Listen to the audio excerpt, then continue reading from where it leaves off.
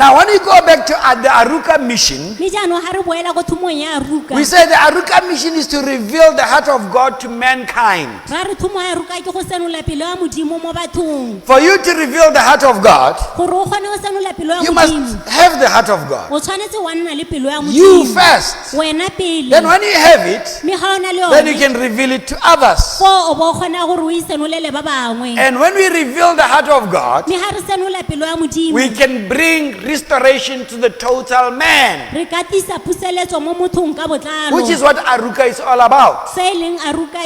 Remember, Arukah is a Hebrew word for restoration. We desire to rehabilitate those who are broken, those who are wounded, those who have been displaced, those who have been rejected, those who have been disappointed, to total healing and deliverance. And that is what Jesus did. That's what he announced he was going to do. And that's what he did in his earthly ministry. We also want to equip disciples who will bring others to a place of restoration in Christ.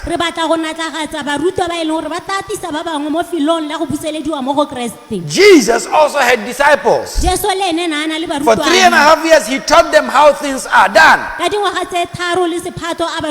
was not only the 12 apostles, but there were many followers that he taught over time. And then after he taught them, Jesus, the Son of God, he went up to heaven, leaving this mission to these guys, the same guys who denied knowing him. Hallelujah. But he knew what he had deposited in them. He knew that the seed that was in them will not be destroyed. That is why even though Peter denied knowing Jesus, Jesus comes back to him and he says, feed my sheep. Hallelujah. Feed my lambs. He was working on the seed that he had planted in Peter.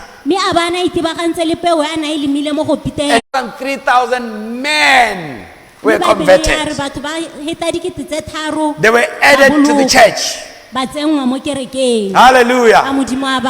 I don't know where you have failed, but let me tell you, Jesus restores even those who have failed in the mission field.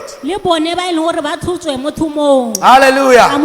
The devil has been telling you, you said you are a Christian, but look at what you have done. Look at how you have messed up. Look at how Peter messed up. Look at how all the other apostles messed up. They were not there for Jesus when he needed them the most. But we see him coming back to them and giving them his mission.